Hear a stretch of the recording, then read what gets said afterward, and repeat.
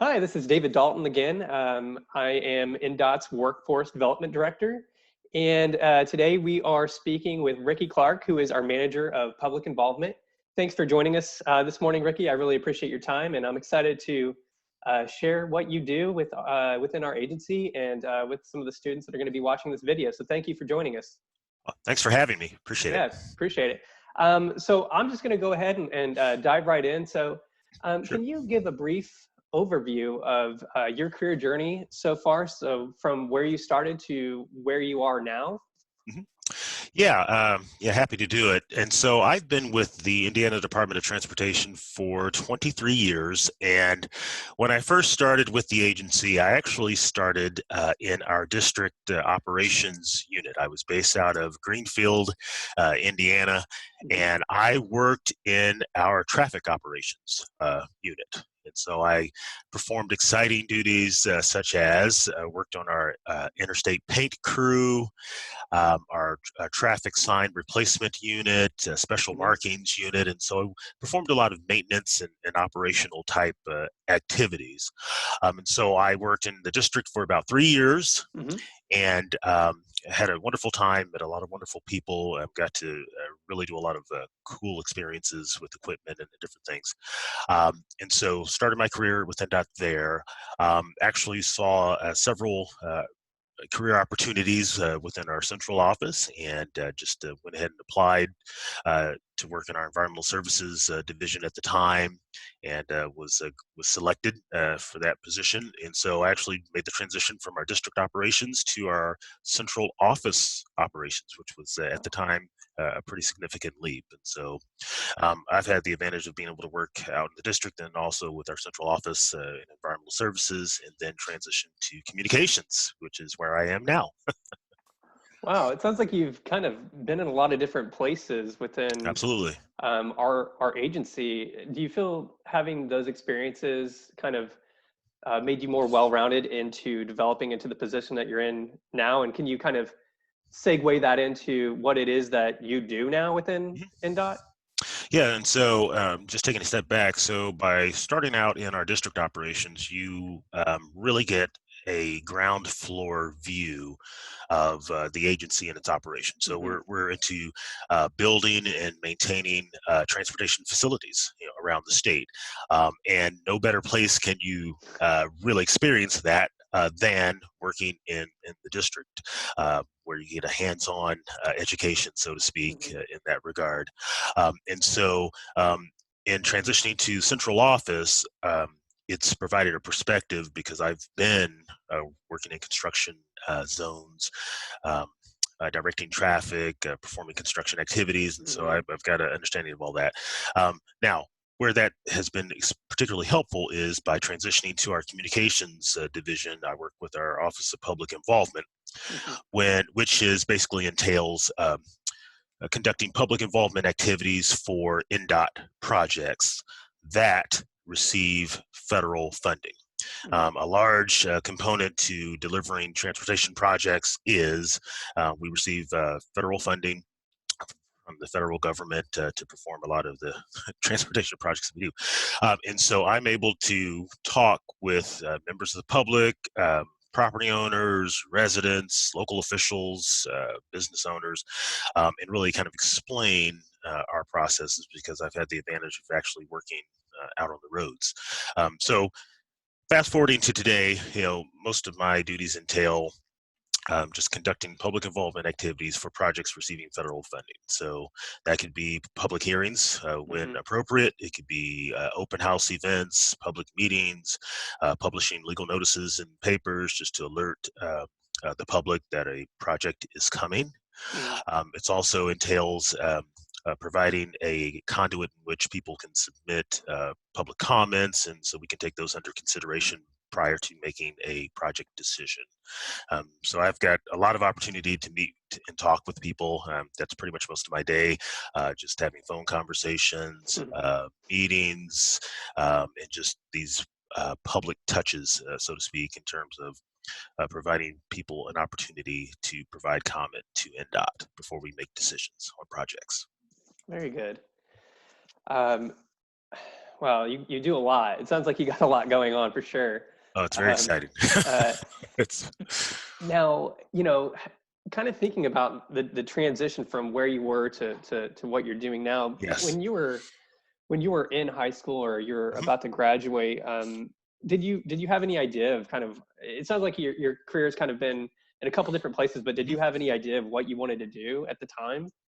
Well, at the time in high school, I always thought that I would follow a career path that would take me into radio and broadcasting. Mm, That okay. was at the time something I was really into, and this would have been early 90s. And at that time I really thought I could pursue a radio career. I enjoyed talking sports. I thought maybe sports talk radio, which is a much bigger industry today than what it was 20, 25 years ago. Um, but so I've always had kind of an interest in talking, and I consider myself to be a people person, so I Hmm. always thought that I would have some career path that would involve talking to people and having conversations. Um, However, once I went to college and I attended Ball State University here in Muncie, Indiana, um, my broadcasting aspirations took slightly a different a different path, and so a lot of times people will ask, "Oh, how did you end up with INDOT?" And it's a very simple simple answer is, while I was in college pursuing a broadcasting career, at the time, I just got married, started a family, and really became interested in, as you might expect, um, having a career, or perhaps having a base where you can have benefits and things of that Hmm. nature. And so I took an interest in transportation and said, "Hey, I can start off at INDOT and kind of see where that ride takes me." It sounds like there's, it's almost like you start somewhere and your career kind of finds you, Absolutely. and the conversations I've had is that there's not just one path that exists. It's kind of, you start out somewhere, you develop a skill set, and then you grow. And that's from, conversations I feel like that I've been having lately. Um, just out of curiosity, what was your first job ever? Just ever? My very first job was working as a part-time bank teller at a credit union, and so Okay. that was my very first job. I was about 17 years old and worked part-time, and I was very excited about the job because it was my very first job, but it also I had to wear a dress shirt and a tie, and at that time that was very exciting because I thought I was such a professional to have to wear a shirt and Yeah, tie when most of my yeah, friends were working, other jobs where they didn't have to do that. that's great. And it's interesting because the one thing that I think about when I think about, that kind of service, I think about customer service, and I'm just curious. This is kind of off script, but Sure. how is customer service from doing that job when you were 17 to what you kind of, how's that translated for you in what you do now as a professional? Well, I tell you, that job really prepared me in terms of being able to speak to people and talk to people and understand, what their needs were and how to be responsive to those needs, how to be sympathetic when needed, how to just go about the business of being able to hear what people were saying and then Hmm. address the issue. And that's not so much different than what I'm doing now. Most days, property owners, residents, they've got issues regarding transportation related issues that need to be addressed, and they Hmm. want someone to listen and they want someone to be responsive. And that's what I do now. That's what I did then. And I think even more so, starting off in the banking industry, I use that term loosely, but as a teller, it prepared me very early in life to be a good listener. Sometimes you can hear all types of things, but it takes a skill, and I believe it takes a skill set to be able to listen and hear Hmm. exactly what the concern is and be able to address the concern. And so that's what I do now. And so got prepared early in life. That's kind of interesting because this might go right into that next question Sure. is what would you consider one of the most important skills you have to have even in your current position But looking back on, when you were kind of more in the field and in different positions, right? So Mhm. what would that be, and are they the same?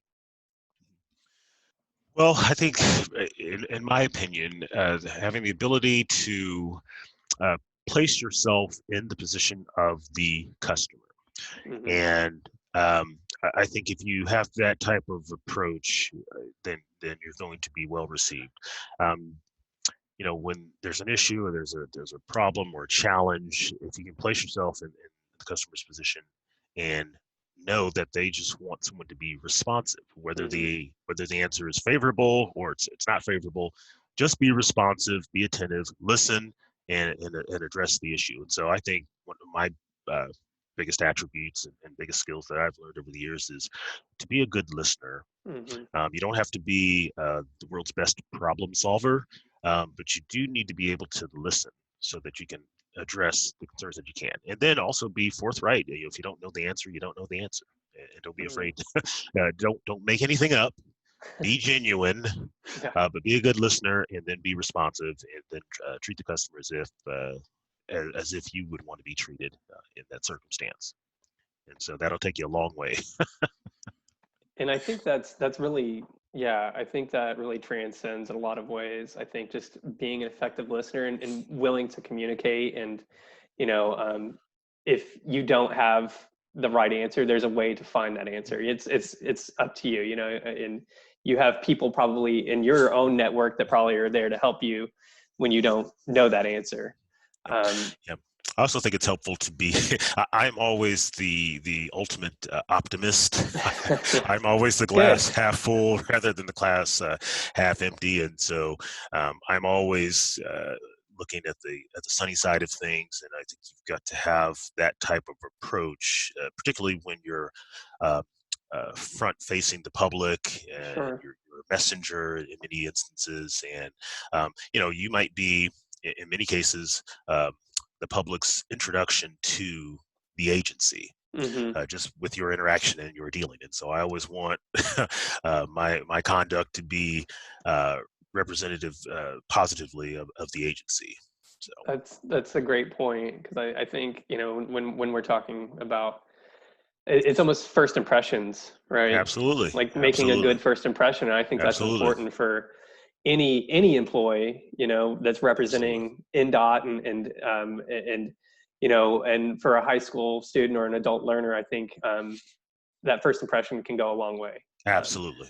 um, so, what do you like most about working in the highway industry, and specifically for the Department of Transportation? Well, I tell you, INDOT has an agency, a very large agency, and there's so many aspects to the agency. Hmm. But when you really break down the agency, you're really looking at really three main facets, in my opinion. And so you've got a planning and project selection facet on the very front end. You've got a project development phase in the middle, and then you've got a project delivery phase at the end, where that project or that idea comes to fruition and it's constructed and it's built, and you've got traffic, driving on it.